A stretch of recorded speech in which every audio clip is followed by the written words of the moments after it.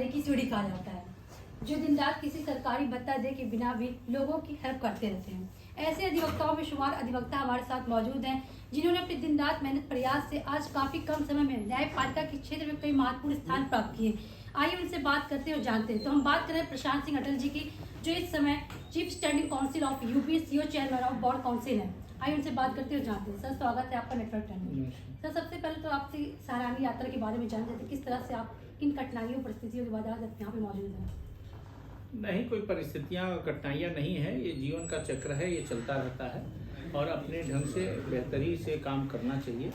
और मैंने लखनऊ विश्वविद्यालय में पढ़ाई की लॉ की, और मैं लॉ रिप्रेजेंटेटिव भी था। लखनऊ यूनिवर्सिटी का पहला स्टूडेंट, पहला लॉ रिप्रेजेंटेटिव था न्यू कैंपस में जब 5 ईयर लॉ प्रारंभ हुआ। I was also office bearer of Lucknow university student union. उसके बाद मैंने 2000 से वकालत शुरू की और मैं Awadh bar association, prestigious bar association है उत्तर प्रदेश की, उसका मैं ज्वाइंट सेक्रेटरी रहा, वाइस प्रेसिडेंट रहा। और बार काउंसिल उत्तर प्रदेश का मैं चेयरमैन, को चेयरमैन, वाइस चेयरमैन और सेक्रेटरी सभी पदों पर रहा।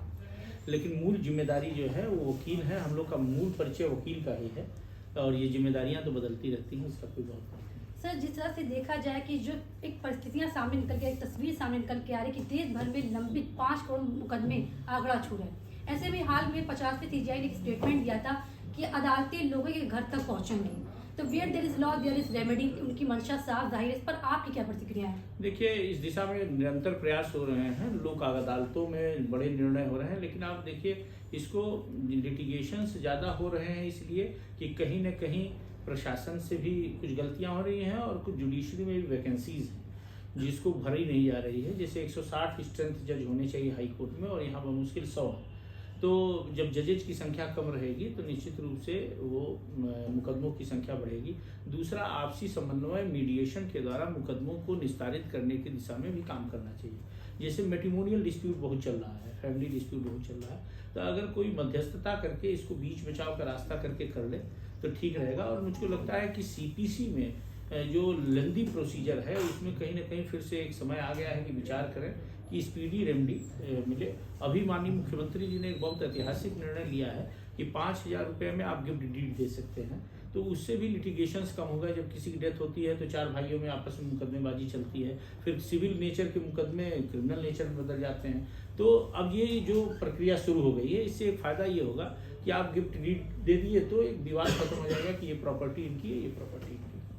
सर, जिस तरह से देखा जाए कि अगर खासकर योगी सरकार की बात की जाए तो जीरो टॉलरेंस की नीति एक तरफ अपना रहे हैं, दूसरी तरफ जन सुनवाई का भी एक ऐसा माध्यम स्टार्ट किया है कि जिससे जो लोगों की समस्याएं त्वरित गति से सॉल्व हो सके। तो कहीं ना कहीं सरकार भी न्याय प्रक्रिया को मजबूत करने की एक अहम प्रयास कर रही है। इस पर आप क्या कहना चाहेंगे? देखिए, सरकार ने, न्याय जगत में उत्तर प्रदेश सरकार ने पिछले 6-7 सालों में जितने काम किए हैं, आज़ाद भारत के बाद उतने काम नहीं हुए। माननीय मुख्यमंत्री जी ने उत्तर प्रदेश में तमाम कचहरियों में, जैसे गोरखपुर में 16 करोड़ रुपए दिया, 5 करोड़ 25 लाख रुपए झांसी में दिया, शाहजहांपुर में 4 करोड़ 90 लाख रुपए दिया, 5 करोड़ रुपए प्रतापगढ़ में दिया। जगह जगह चैम्बर्स वकीलों के बने। अभी जल्दी ही अनुपूरक बजट में 400 करोड़ रुपए दिया है कि महोबा है, शामली है, हाथरस है, ऐसे तमाम 10 जनपद ऐसे हैं जहां जिला जज का कार्यालय भी किराए के मकान पे चल रहा था। तो उसको करके कि नहीं, 400 करोड़ रुपए दिया गया कि इंटीग्रेटेड कोर्ट कैंपस बनाया जाएगा, वहीं वकील का आवास होगा, वहीं जज का आवास होगा, वहीं कोर्ट रूम होंगे, वकीलों के चैम्बर होंगे। तो बड़ा ऐतिहासिक कदम है और निश्चित रूप से अब वो हम लोग उस दिशा की तरफ बढ़ रहे हैं कि आज़ादी के 75 साल बाद अब वकील टीम में, मड़ई में, छपरा में, खपड़ा में नहीं बैठेगा। उत्तर प्रदेश की सारी कचहरियाँ और सारे तहसील टीन मुक्त, मड़ई मुक्त, छपरा मुक्त और खपड़ा मुक्त होंगे। यह मुख्यमंत्री जी का भी है और मुख्यमंत्री जी ने इसके अलावा भी एडवोकेट्स के वेलफेयर के लिए जो काम किए हैं वो सराहनीय हैं। पहले 60 साल तक के वकील के मरने पे 5 लाख रुपए मिलता था। 9 मार्च 2019 को योगी आदित्यनाथ जी के नेतृत्व में ये निर्णय लिया गया कि अब 70 साल तक के वकील के डेथ पे हम लोग 5 लाख रुपए देंगे। और पिछले 4-5 साल में हम 81 करोड़ रुपया दे चुके हैं, जो आज़ादी से लेकर अभी तक का रिकॉर्ड है। इसके अलावा अधिवक्ता कल्याण निधि 1.5 लाख से मुख्यमंत्री जी ने 5 लाख किया है 25 नवंबर 2021 को। ये भी एक इतिहास है। नए अधिवक्ताओं को हम 5000 रुपए 3 वर्ष तक किताब, कापी, स्टेशनरी के लिए दे रहे हैं। यह भी एक इतिहास है। तो न्याय जगत में जो सुधार होने चाहिए, जो जैसे हम लोग सजेस्ट करते हैं माननीय मुख्यमंत्री जी, क्योंकि उत्तर प्रदेश में 9 मुख्यमंत्री वकील हैं, पर जब योगी जी मुख्यमंत्री बने हैं तो वकीलों की बेहतरी के लिए, न्याय जगत की बेहतरी के लिए अभूतपूर्व कार्य हुए हैं जो सराहनीय है।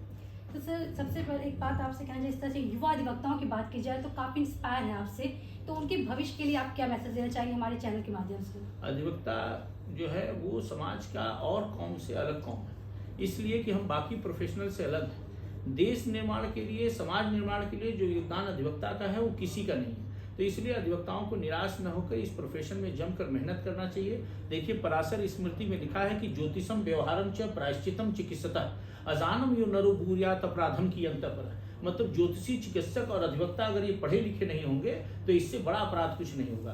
तो कहीं ना कहीं अधिवक्ता को खूब मेहनत करनी चाहिए और हम अपनी इमेज को बिल्डअप करें, क्योंकि हम उस बिरादरी के हैं जहां से सरदार पटेल निकले हैं, माल्यानकर निकले हैं, मोतीलाल नेहरू निकले हैं, गांधी निकले, अम्बेडकर निकले हैं। तो हमको ये ध्यान रखना पड़ेगा कि अब्राहिम लिंकन और जहासिन बर्ग की कचहरी में वकालत करने वाले नेल्सन मंडेला ये सब वकील थे जिन्होंने दुनिया में बदल की है। तो हमारी वो कौम है जो देश, मतलब देश को जरूरत है अधिवक्ताओं की, और हर समस्या के साथ, देश की समस्या के साथ अधिवक्ता खड़े हों, और नए अधिवक्ता खूब मेहनत करके पढ़ाई करें और निराश न हो और अच्छा काम करें। और जहां तक अधिवक्ताओं के कल्याण की बात है, 24 घंटे हम अधिवक्ता कल्याण में लगे रहते हैं, उत्तर प्रदेश बार काउंसिल की तरफ से भी और ऐसे भी। और अधिवक्ता कहीं भी किसी उत्तर प्रदेश में कहीं कोई जरूरत हो तो प्रशांत सिंह अटल उनकी बेहतरी और बहबूदी के लिए उपस्थित है। बहुत बहुत शुक्रिया हमसे बात करने। तो हम बात कर रहे थे प्रशांत सिंह अटल जी से, जिनका साफ तौर से कहना है कि अधिवक्ता ही एक ऐसा चेहरा है जो समाज के हर तबके के लोगों की आवाज़ बनता है। हिंद नेटवर्क चैनल से फर्दर